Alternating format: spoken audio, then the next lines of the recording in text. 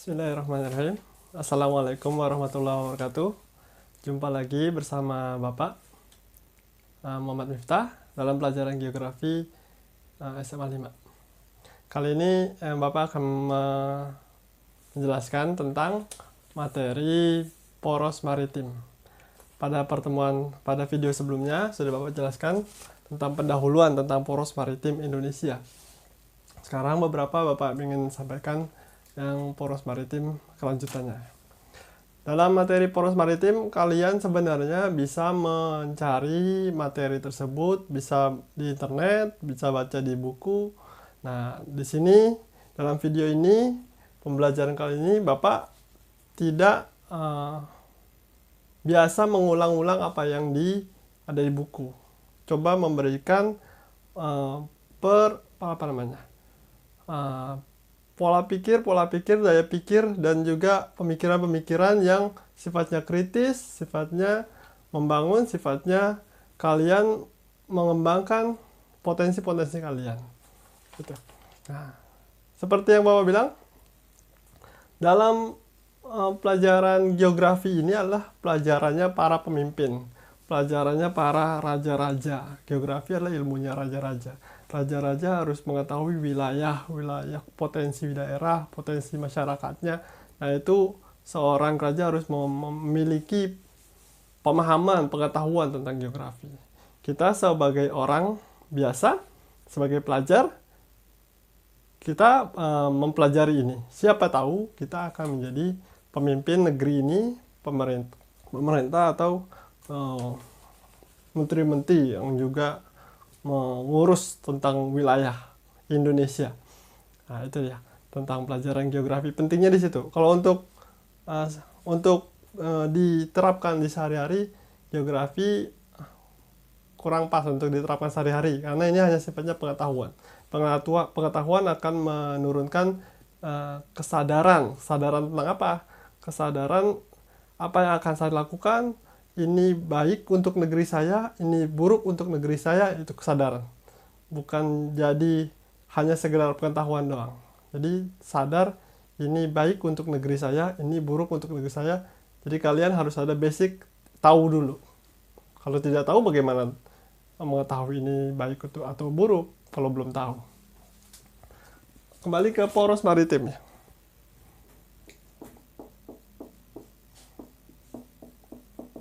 Kali ini Bapak ingin membahas tentang poros maritim itu suatu cita-cita dan realitanya.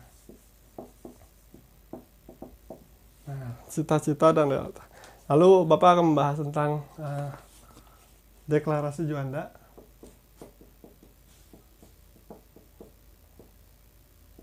UNCLOS, dan ALKI. Nah, ini tentang sejarah. Lalu tentang choke point. Pernah dengar kata choke point? Nah, straight atau slat. Slat-slat yang penting. Dan slot. Nah, slot. Ada slot. Sea line of communication. Nah, yang pertama adalah tentang cita-cita dan realita. Ya, poros maritim ini adalah cita-cita yang bagus untuk sebuah negara. Ya, sangat ide yang cemerlang. Entah ini ide Pak Jokowi murni atau ini ide dari orang-orang yang sadar. Ya, kembali lagi. Tadi poros maritim ini sebuah cita-cita. Apakah ini ide murni Pak Jokowi atau dia ada sebuah pesanan atau orang-orang yang sadar tentang kelautan? Atau apa, kita nggak tahu ya. Intinya poros maritim ini dulu dikumandangkan di awal kampanye Pak Jokowi. Kalau sekarang bagaimana? Kayaknya sudah meredup atau gimana, beritanya tidak ada lagi. Mungkin kalah sama berita COVID kali ya. Ya, mudah-mudahan poros maritim ini terus berjalan ya, walaupun tidak diberitakan lagi. Nah, realitanya bagaimana? Nah, realitanya sebuah negara, kemarin Bapak tanya, negara ada negara archipelago, ada negara daratan atau kontinental, nah, ada negara maritim. Dalam pelajaran geografi di Bapak, kalian bebas membuka pikiran, mempunyai pendapat sendiri, atau berbeda dari pendapat orang lain, boleh, bagus. Kalian harus punya pemikiran yang kritis, punya pendapat yang jelas, sikap yang jelas. Nah, kalian harus tidak hanya ikut-ikutan. Lain kalau ujian ditanya apa jawabannya itu, yaitu. Kalau untuk pemikiran kalian bisa berbeda. Contoh seperti pilar poros maritim. Pilar poros maritim, pemerintah mengatakan ada 5 pilar. Kalian bisa aja mengatakan, oh menurut saya pilar poros maritim nggak cuma 5, bisa jadi 7 yang penting pilar poros maritim. Apa aja ya terserah kalian ya. Oh menurut saya pilar poros maritim bukan 5, tapi cukup 3. Apa aja terserah kalian. Kalian bebas berpendapat.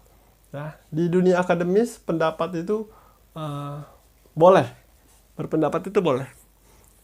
Lain kalau kalian sudah menjadi pemerintah, sudah menjadi pejabat, pendapat kalian yang dipakai. Kalau secara akademis, pendapat itu hanya sebuah kajian-kajian aja ya. Hanya sebuah kajian-kajian. Berbeda pendapat adalah hal yang biasa. Oh saya tidak ikut itu, saya punya pendapat yang lain, ya boleh. Saya punya pendapat sendiri, boleh. Nah, seperti ini juga, kepulauan, negara kepulauan jelas ya, itu udah ada kepulauan.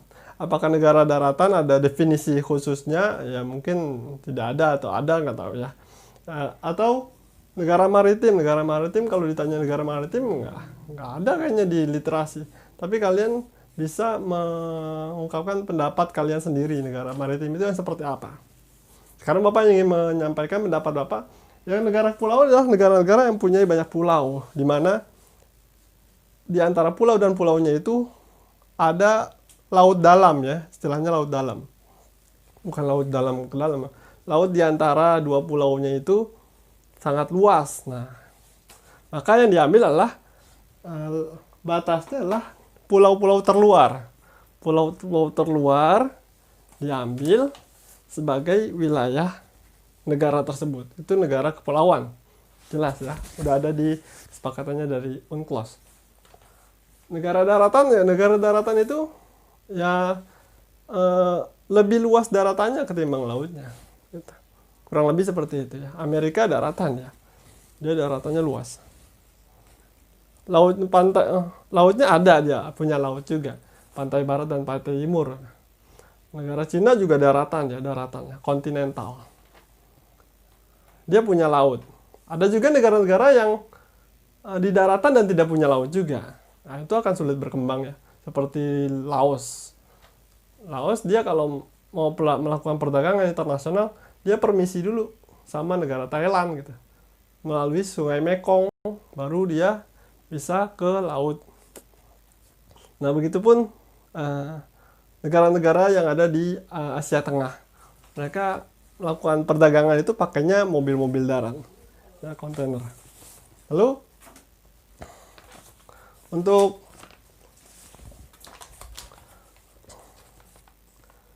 negara maritim sendiri, definisi khususnya nggak ada. Tidak ada definisi khusus negara maritim itu seperti apa. Ada negara kepulauan, ada negara maritim. Nah, kalian bisa memberikan definisi khusus sendiri, ya boleh. Atau bikin kriteria sendiri negara apa, ya boleh. Atau negara maju, negara berkembang, itu kan stigma-stigma yang diberikan oleh dunia internasional ya. Dunia internasional mengakui ada negara maju, negara berkembang.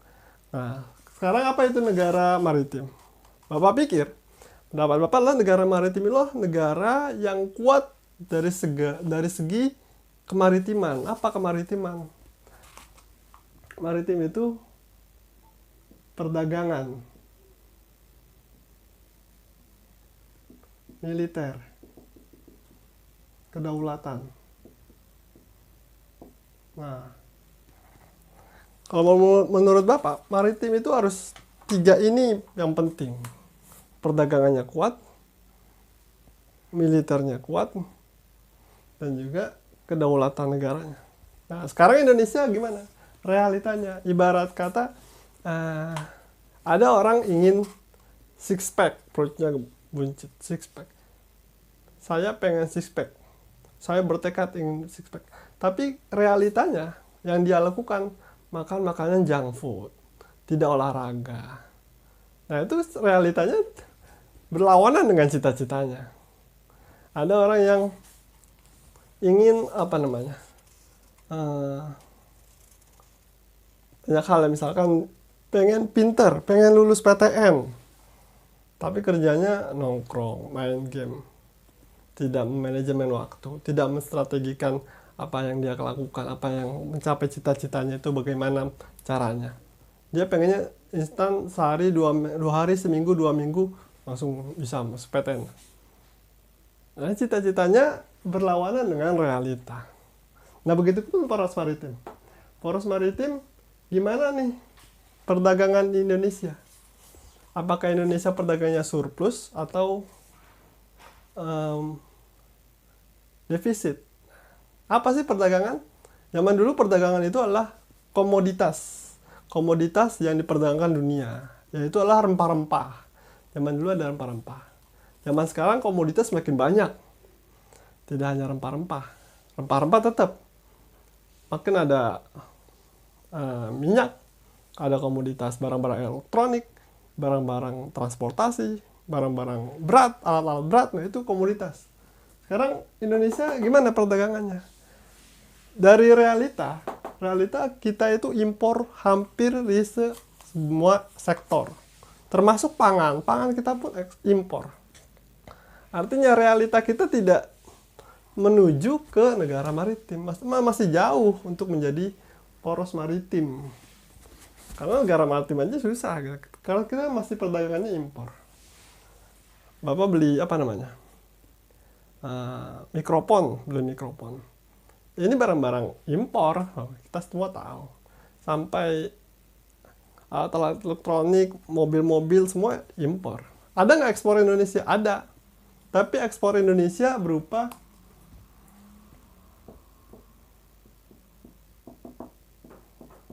ekspor Indonesia bahan mentah, bahan baku.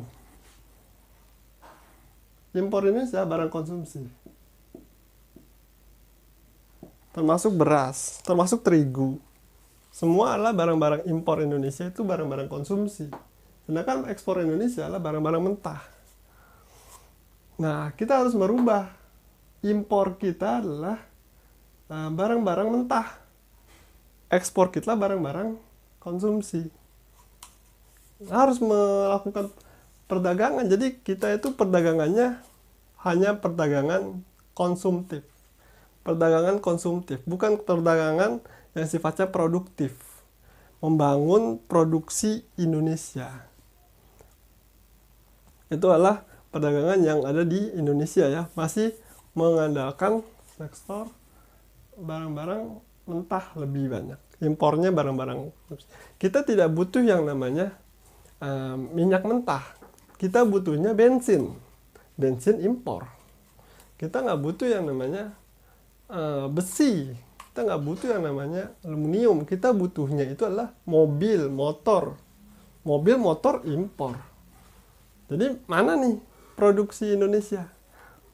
Nah, produksi Indonesia mana? Pesawat kita butuh impor. Alat-alat militer kita impor. Nah, kita harus berubah.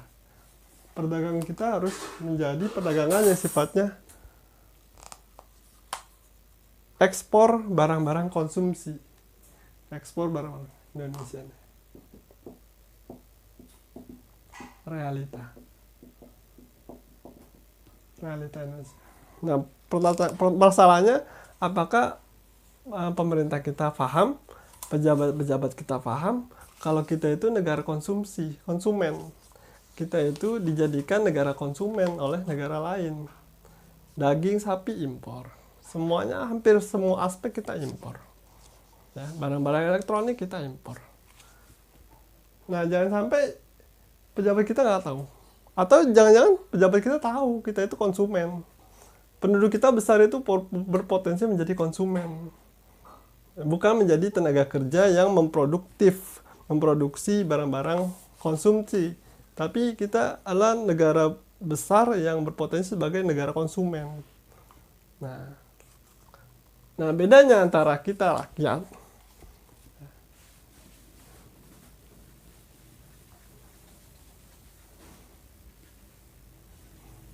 nah jadi ada di negara ini perannya adalah masyarakat atau rakyat ya. Ada pengusaha, pedagang,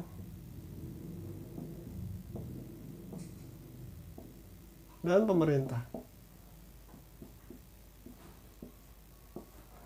Nah, dalam sektor perdagangan, kita masyarakat nggak peduli tuh yang namanya barang ini impor atau barang ini ekspor.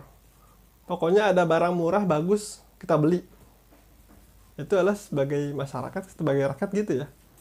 Ini ada handphone bagus, murah, tapi impor, nggak tahu mau impor kan mau ekspor, yang penting ada barang bagus murah. Ada mobil bagus murah, berkualitas, atau apapun gitu ya. Nggak peduli tuh mau barang impor kayak barang ekspor, barang dalam negeri, yang penting ada barang bagus murah. Itu sebagai rakyat seperti ini. Sebagai pengusaha, dia berpikirnya dia nggak peduli tuh mau barangnya itu dalam negeri kayak atau barangnya dari luar negeri. Yang penting ada barang ada barang dia jual, dia dapat untung. Nah, itu pedagang ya. Kalau pedagang gitu, yang penting ada barang dari Indonesia, ada barang dari Cina, ada barang dari Amerika, ada barang dari Eropa. Mau barang dari manapun, yang penting dia jual ke Indonesia, dia dapat untung, ya terserah mau barangnya dari dalam negeri atau luar negeri. Itu pengusaha pedagang seperti itu. Tapi pemerintah jangan sampai otaknya seperti otak pedagang. Yang penting dia ada barang, rakyat makan, bisa beli barang-barang yang dibutuhin, kebutuhannya terpenuhi, entah itu barangnya dari dalam negeri atau luar negeri. Nah, pemerintahnya tugasnya memastikan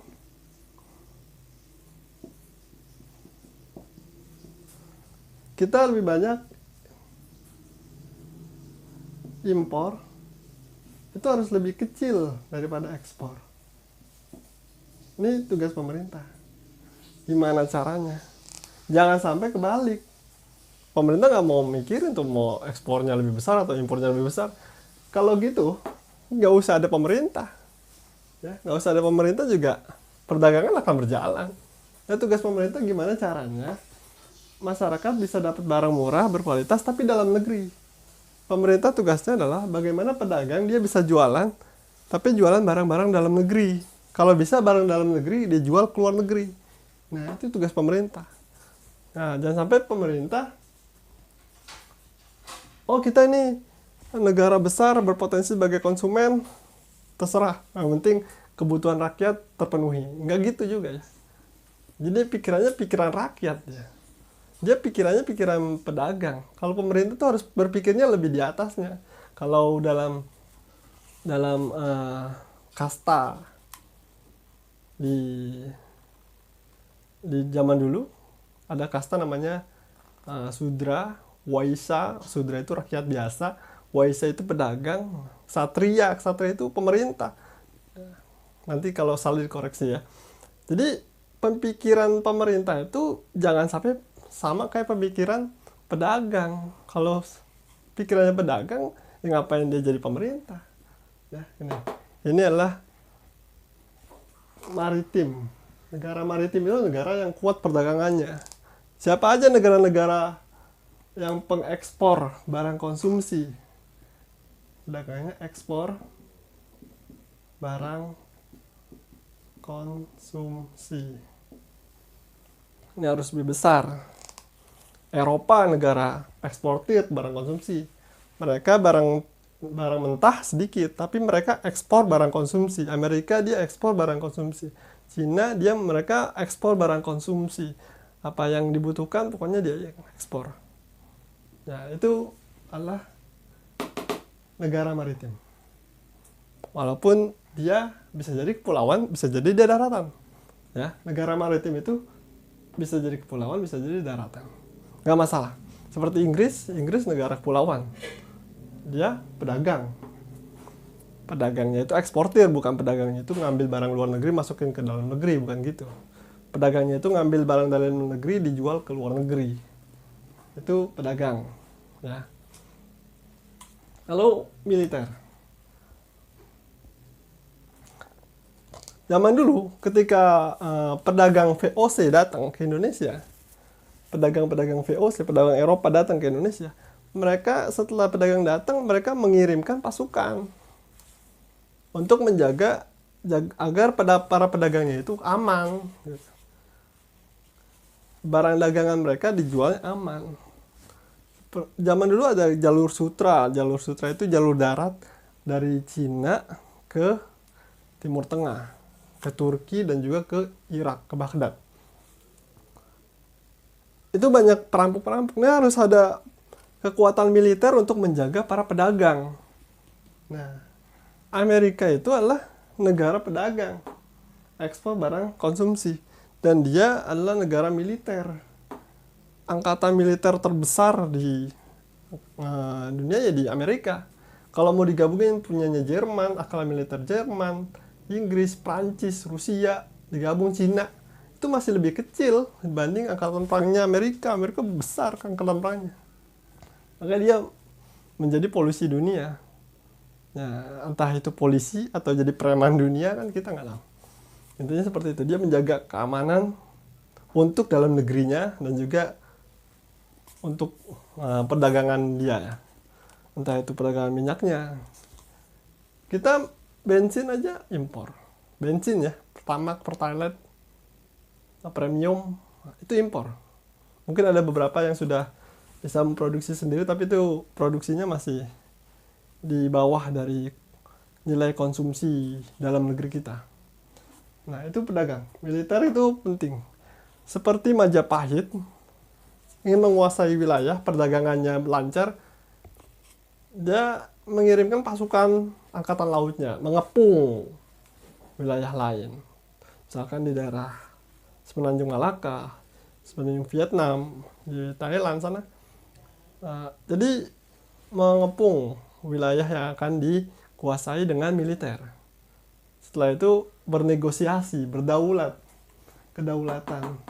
Kedaulatan ada kalau dia punya kekuatan gitu, bukannya lemah lembek, dibully terus jadinya. Kalau di teman-teman gitu ya, ada anak yang lemah, dia tidak bisa membela diri dari segi fisik atau dari segi diplomasi, jadi bully jadinya, jadi bulan-bulanan. Nah, militer ini adalah kekuatan fisik suatu negara, bukan dalam segi hal jumlah penduduknya yang besar. Kita jumlah penduduk besar tapi nggak bisa dikirim, repot juga. Seperti Sriwijaya adalah kerajaan maritim karena dia punya armada perang yang besar. Majapahit juga Samudra Pasai, namanya dulu Samudra Pasai, dia penguasa samudra. Terus Hang Tuah, Hang Jebat jadi kerajaan Makassar dulu, kerajaan Ternate, Tidore dulu yang militer, maritim semua, kekuatan maritimnya kuat. Masuk VOC dengan company-nya, dengan militernya kita kalah karena persenjataan kita masih tradisional. Nah, dari militer ini, gimana militer Indonesia? Yang pasti militer kita alutsistanya lebih banyak impor daripada yang buat sendiri. Tank ada yang bisa buat sendiri. Pesawat itu impor, Sukhoi, entah dari Rusia, entah dari Amerika, entah dari NATO. NATO itu adalah kekuatan militer Amerika plus teman-temannya. Artinya NATO itu dia bikin pesawat di Amerika, bikin sayapnya di Prancis, nyambung. Nah, itu karena bikin pesawatnya di Amerika, bikin rodanya di Inggris, nyambung. Itu NATO. Lain sama Sukhoi beda. Pesawat dari Sukhoi disambung dengan sayap dari Prancis, nggak nyambung dia. Nggak bisa terbang. Nah, itu seperti itu. Militer Amerika. Dan juga kedaulatan. Bagaimana kedaulatan sebuah negara itu dilihat dari dilihat dari pemerintahnya, kepala negara, dilihat dari pejabat-pejabatnya. Negara asing itu memantau Indonesia loh. Tidak hanya wilayahnya, tapi memantau para pejabat-pejabatnya, dipantau. Oh, dilihat presidennya begini, pengucapannya apa, yang statementnya begitu, pejabat-pejabatnya statementnya begitu, kelakuannya dari para pejabat itu dipantau semua. Artinya negara lain bisa tahu, oh negara ini berwibawa apa tidak. Nah, ngomongnya mencela-mencela atau ngomong satu A terus besok B, besok C, yang dilakukan D, ketahuan. Tidak ada konsistensi atau gimana, itu dinilai oleh negara-negara asing. Jadi jangan dilihat, oh suatu negara memuji-muji Indonesia, oh suatu negara memuji-muji pejabat-pejabat Indonesia. Nggak seperti itu. Jadi kita harus jangan terlalu naif dengan apa namanya, terlalu naif dengan kondisi luar negeri. Jadi luar negeri memuji ya biar dia terus seperti itu dengan kondisinya. Kalau ada pejabat-pejabat atau kepala negara yang berani gitu, nah mulai tuh ada kritikan-kritikan. Kalau ada pejabat negara atau kepala negara yang berani lagi, susah diatur oleh luar negeri. Karena luar negeri punya kepentingan semua di Indonesia. Nah, mulai ada konflik, dikasih konflik. Jangan dikira konflik di Cina, di Hong Kong, itu murni antara rakyat Hong Kong dengan pemerintah Hong Kong. Ya. Itu ada peran-peran luar negeri untuk menggoyang pemerintahan. Jangan dikira di Amerika ada konflik horizontal kulit hitam, kulit putih. Jangan dikira itu tidak ada peran-peran dari luar negeri. Itu untuk jangan terlalu naif. Wah itu konflik horizontal biasa. Oh itu konflik dalam negeri. Enggak. Di situ ada peran-peran luar negeri untuk gimana caranya konflik terus. Seperti juga halnya di Indonesia. Ya di Indonesia Papua, gerakan Papua, terus juga kerusuhan di Papua, kerusuhan di Aceh. Terus itu adalah permainan-permainan yang dilakukan oleh luar negeri. Ya, bisa jadi ya, bisa jadi. Tidak murni. Karena ada perilaku-perilaku misalkan yang agak menyeleneh, mengganggu keamanan dunia misalkan, mengganggu kepentingan asing. Nah sekarang konfliknya sudah mereda. Bisa jadi karena sudah ada diplomasi ya. Seperti juga Jakarta pernah mati lampu 8 jam. Ya bisa jadi itu adalah sebuah peringatan gitu kan dari luar negeri, bisa jadi ya, terorisme di Indonesia. Terus sekarang sudah tidak ada lagi terorisme di Papua, sudah tidak tidak rusuh lagi, di Aceh sudah damai segala macam. Intinya sebuah negara untuk menjadi negara maritim,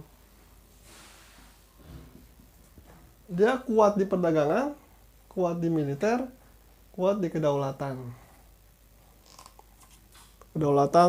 Kapal Malaysia merempet-merempet ke perbatasan. Di mana wibawa kita? Wibawa pejabatnya gimana? Kalau Barkamla di lapangan mah dia cuma operator di lapangan. Nah, pejabat di pusatnya itu berani tegas apa enggak untuk mengatakan, hai jangan macam-macam ya gitu. Nah itu harus di kedaulatan itu ada di dilihat dari kepala negaranya, dilihat dari pejabat-pejabatnya. Jangan sampai dilihatnya adalah kepala negara yang biasa-biasa aja, tidak galak. Nah pejabatnya bisa dibeli atau mentela-mentele. Nah intinya gitu, poros maritim adalah sebuah cita-cita yang bagus. Namun realitanya bagaimana? 3 hal ini. Bapak pikir 3 hal ini ya. Nanti ada budaya maritim lah, infrastruktur, pokoknya 3 ini dulu.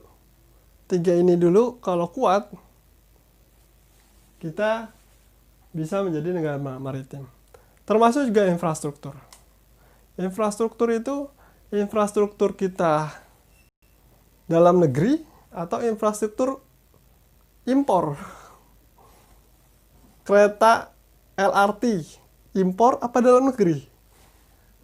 Terus tol laut, bikin pelabuhan-pelabuhan, itu barang-barang dalam negeri atau barang-barang luar negeri yang dibuat pembangunan di infrastruktur Indonesia. Intinya gitu ya. Perdagangan. Bikin bandara internasional, bahan-bahan bakunya, besi-besinya, semen-semennya itu semen-semen dalam negeri kah? Atau besi-besi dalam negeri atau dari luar yang dimasukkan jadi impor. Jadi bikin pembangunan tapi impor. Nanti kita bahas selanjutnya ya. Intinya itu, perdagangannya harus ekspor barang-barang konsumsi, bukan ekspor barang-barang mentah. Militer kita harus kuat, bukan impor alat militer. Kedaulatan kita, pejabat kita harus, kepala negara harus mempunyai kewibawaan di mata dunia. Dan sampai ngomongnya nggak dianggap di mata dunia. Itu adalah pilar poros maritim menurut Bapak. Adapun kalau menurut versi pemerintah adalah 5 pilar itu. Dalam 5 pilar dalam versi pemerintah pun itu berjalan apa enggak? Kalian bisa menilai ya. Itu materi tentang cita-cita dan realita. Oke, video ini udah agak panjang. Nanti kita lanjutkan di video berikutnya. Nanti untuk materi deklarasi Juanda, UNCLOS, ALKI, dan checkpoint dan slot. Oke, wassalamualaikum warahmatullahi wabarakatuh.